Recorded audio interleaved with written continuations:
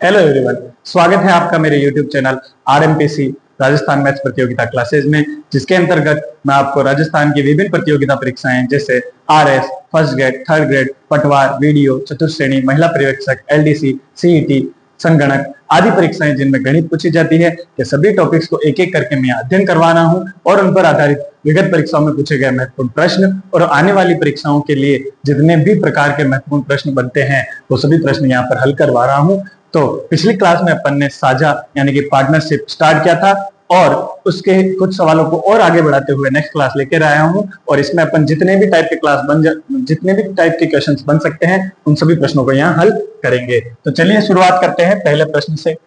प्रेम तथा रोहन ने 8:7 में पूंजी लगाई। तो अपन जैसे हर बार लिखते हैं वैसे लिखेंगे प्रेम और रोहन, इन्होंने पूंजी कितने अनुपात में लगाई? 8:7 में। फिर कहा है कुछ समय पश्चात उनको 4:3 में लाभ प्राप्त हुआ।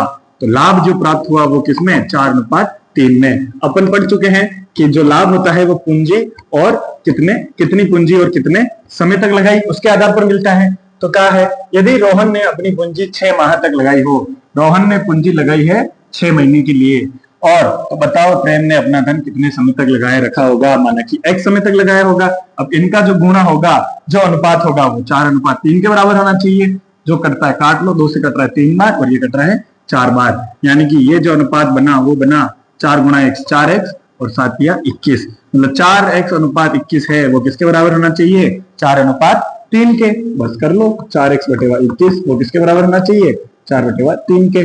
3 से घटा 7 बार तो 7 इधर जाएगा तो x का मान कितना हो गया? 7। तो प्रेम ने अपनी पूंजी कितने माह के लिए लगाई? बिल्कुल 7 महीने के लिए लगाई। चलिए नेक्स्ट क्वेश्चन की ओर बढ़ते हैं। ए, बी तथा सी ने मिलकर एक साझा व्यापार करते हैं। ए की पूंजी का दुगना बी की पूंजी के तिगुने के बराबर है। जैसा जैसा दे रखा है वैसे लिखते जाओ। ए की पूंजी का दुगना किसके है? बी की पूंजी के तिगुने के बराबर है। इससे अपने को क्या पता चलता है कि a/b जो होगा, b अगर नीचे आएगा तो 3 यहाँ रहेगा और 2 इधर जाएगा, यानी कि a/b जो पूंजी होगी वो कितनी होगी? 3:2। इसी प्रकार b की पूंजी c की कितनी है? 4 गुनी है, यानी कि b की पूंजी c की कितनी है? 4 गुनी, यानी कि b/, जो c होगा वो क्या होगा? c नीचे आएगा तो इधर बचेगा सिर्फ 4/1, यानी कि b/c जो होगा वो कितना होगा? 4:1। a/b पूंजी दे रखा है 3:2 और b/c दे रखा है 4:1। फिर क्या कहा है? अंत में यदि कुल लाभ 5,940 हो तो सी का हिस्सा क्या होगा? पटवार परीक्षा 2009 का पूछा गया प्रश्न है। और आपको याद हो तो मैंने अनुपात की क्लासेस जब आपकी ली थी तब आपको समझाया था कि a/b जब दे रखा हो और b/c जब दे रखा हो तो a/b/c कैसे ज्ञात करते हैं? बिल्कुल कैसे ज्ञात करते हैं? माना a/b लिखा, b/c लिखा, यहाँ 2 है तो यहाँ भी क्या लिख दो? 2, और यहाँ 4 है तो यहाँ भी क्या लिख दो? 4। बस इनको गुणा कर दो या जिससे कट रहे हो तो काट दो। अब जैसे गुणा कर दो, चलो 3 चौक 12, 4 दूनी 8 और ये 2, और ये सब 2 से कट रहे हैं तो ये हो गया 6:4:1। तो क्या हिस्सा हो जाएगा? 6:4:1।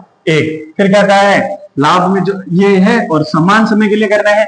एक वर्ष में समय का देने लिखा तो समान समय के लिए कर रहे हैं। तो क्या कह रहे हैं? कुल लाभ 5,940 है तो सी का हिस्सा क्या होगा?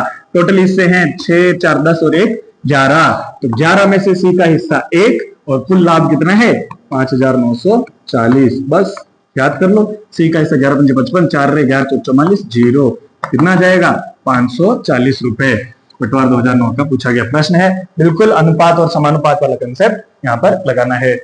चलिए नेक्स्ट क्वेश्चन की ओर। राम, मोहन तथा शकील ने एक व्यापार 1 वर्ष के लिए साझा किया। राम, मोहन और शकील ने, राम ने कुल पूंजी का 1/4 भाग क्या लगाया? 1/4 भाग 1/4 समय के लिए। बिल्कुल। मोहन ने 1/5 भाग कितने समय के लिए? 1/2 समय के लिए। फिर कह रहा है तथा शकील ने शेष पूंजी पूरे समय के लिए लगाई। पूरा समय मतलब माना कि 1 हो गया और पूरी पूंजी भी 1 है, क्योंकि ये चौथा हिस्सा तो लगाया है राम ने और 5वां हिस्सा लगाया है किसने? इसने, मोहन ने। तो क्या कह रहे हैं कि शेष पूंजी माना कि टोटल 1 था जिसमें से 1/4 लग चुका है, 1/5 लग चुका है, तो शेष कितना बचा? 4 और 5 का ले से 20। तो 1 में से यहाँ 20 हो जाएगा, यहाँ भी 20 में से गए 4 5 और 5 9, 20 में हो गए 11/20, तो 11/20 तो पूंजी बच रही है। और कितने समय के लिए? पूरे समय के लिए, तो माना कि एक यानी पूरा समय करने गिन रहे हैं। ये दूसरा हिस्सा, ये चौथा हिस्सा, ये पूरा हिस्सा। ठीक है, तो ये इनके अनुपात, तो इसका क्या निकालेंगे? अनुपात निकालेंगे। पूंजी इंटू समय, पूंजी इंटू समय, ये क्या बनता है? अनुपात बनता है। जो कट रहा है काट लो, 2 से कट रहे हैं 2 बार और ये 10 बार। कितना बना? 1/8, 1/5 और 11/10। आपको अनुपात समानुपात वाले में बताया, जब भी अनुपात निकालो भिन्नों में हो तो उनको क्या कर दो? उनके एलसीएम से गुणा कर दो। 8, 5 और 10 का एलसीएम कितना होगा? 40। छोटी से छोटी संख्या जो तीनों के गुणा में कॉमन हो, तो 40 और ये 40। अनुपात सीधा सीधा निकल जाएगा। ये तो आएगा 5, ये आएगा 8 और ये आएगा 4 यानी 44, यानी कि 5:8:44। अब क्या पूछा है कि तो इसमें से राम को क्या मिला? राम का हिस्सा कौन सा है? 5वां हिस्सा, तो 5 और बटेवा 44, 5, 8, 13, 13 और 44 कितना होता है? 57। तो 57 में से 5वां हिस्सा है और कुल लाभ कितना है? 1140 रुपए। ये कटा 57 दूनी 140, 20 और 20 पंजे 100 रुपए। तो राम को कितना मिल जाएगा? बिल्कुल 100 रुपए मिल जाएगा। देखो बहुत ही आसान सवाल है, जैसा जैसा दे रखा है वैसा करते जाओ। अपन समझाते हैं इसलिए लगता है कि इतना बड़ा सवाल है, बाकी सिर्फ और सिर्फ छोटी सी कैलकुलेशन है। जो जो दे रखा है अपना आप काटते जाओ और अपना आप एक बार अनुपात निकालो और फिर उससे हिस्सा निकाल दो। जितने क्वेश्चंस आप ज्यादा करेंगे सिलेक्शन के उतने ही करीब पहुंचेंगे। हरि, राम और श्याम एक व्यापार प्रारंभ करते हैं। हरि, राम और श्याम एक व्यापार प्रारंभ करते हैं। प्रत्येक का हिस्सा 10,000 रुपए निवेश करते हैं। 5 माह बाद, कितने? 5 माह बाद हरि अपने 5,000 रुपए वापस ले लेता है। देखना, हरि, राम और श्याम कर रहे हैं व्यापार 10,000 का, तो 10,000 तो इन्होंने लगा दिए। हरि ने कितने लिए? 5,000 वापस ले लिए। तो पहले तो 5 महीनों के लिए तो 10,000 लगाए, फिर क्या किया?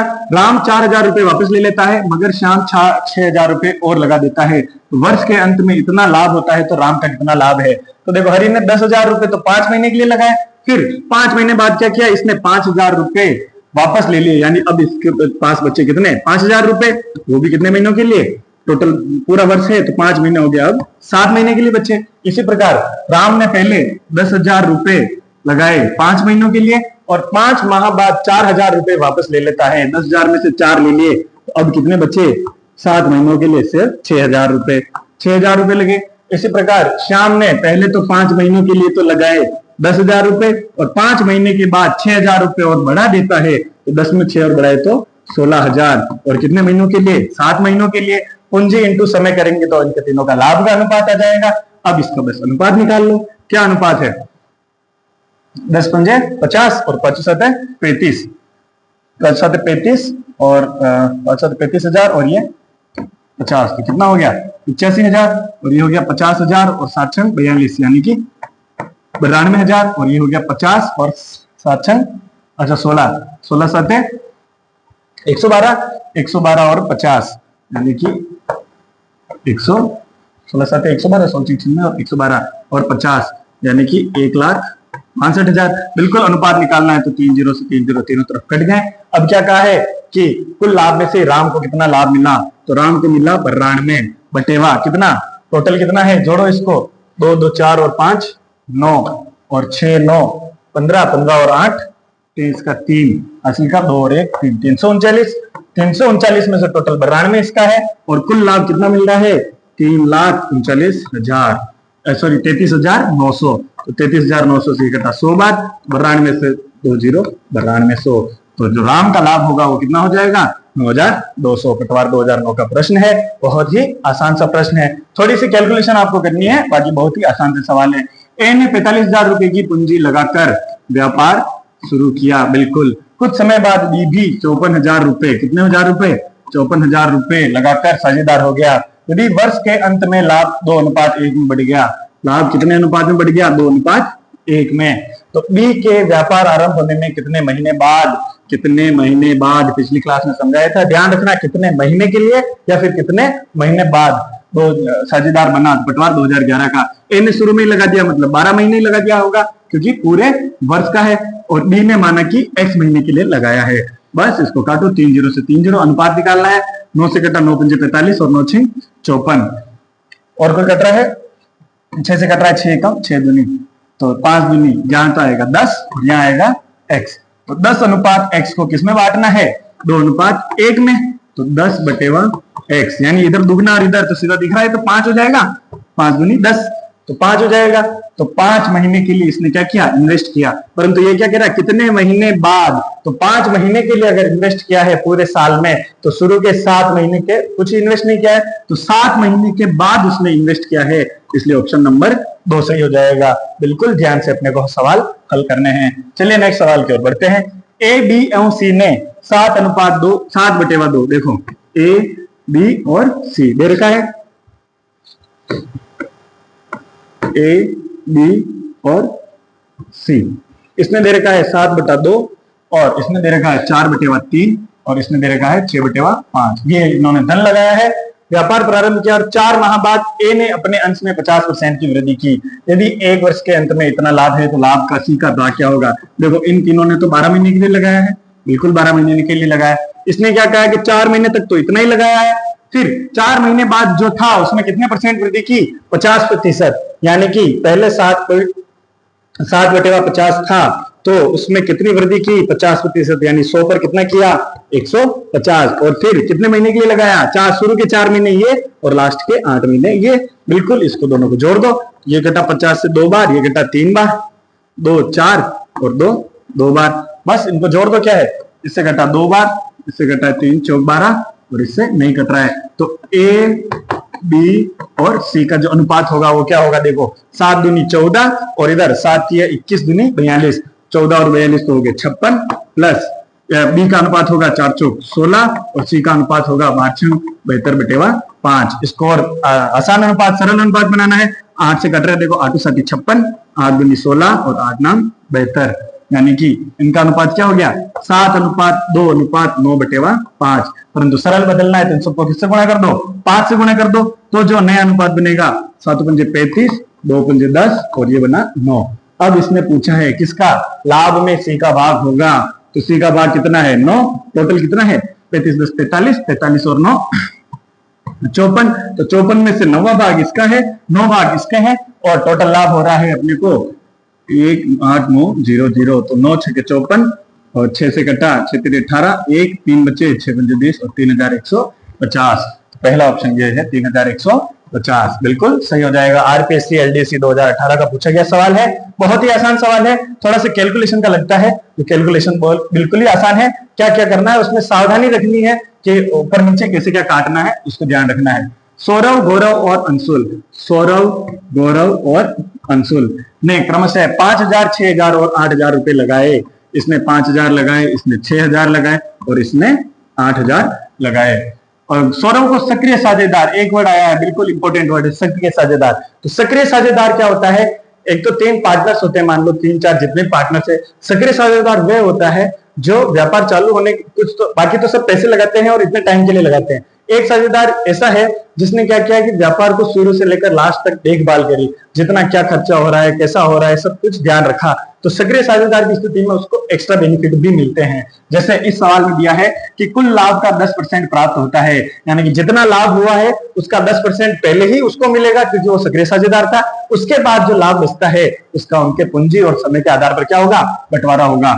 यदि वर्ष के अंत में कुल लाभ 19,000 हुआ, वर्ष के अंत में कितना हुआ, सौरव है, सौरव को 19,000 का 10%, 1 0 हटा दो, यानी 1900 रुपए का लाभ तो उसको पहले से मिल चुका है। फिर 19,000 में से 1900 गए तो बचे कितने, 17,100 रुपए। अब जो 17,100 रुपए हैं उसका क्या होगा, बंटवारा होगा। तो उसका बंटवारा किस अनुपात में होगा, समान समय के लिए लगाया है तो बस ये इनका अनुपात है, 5:6:8। तो सौरव का हिस्सा होगा 5, कितने में से, 5 और 6 11, 11 और 8 19, 19 में से 5 है और टोटल लाभ कितना है, 17,100, क्योंकि 17,100 ही बचा है क्योंकि 10% जो 1900 था वो पहले उसको मिल चुका है। और उसके बाद जो बचा हुआ है उसमें से उसका क्या होगा, बंटवारा होगा। बिल्कुल, ये घटा 9 बार और 0 0, फिर 9 9 पंजे 45, तो 4500 का तो यहाँ पे मिला उसको बंटवारे से और 1900 पहले ही मिल चुके हैं। तो 4500 प्लस 1900 कितना होगा, 6400, 6400। तो टोटल जो उसको लाभ मिलेगा 6400 का मिलेगा।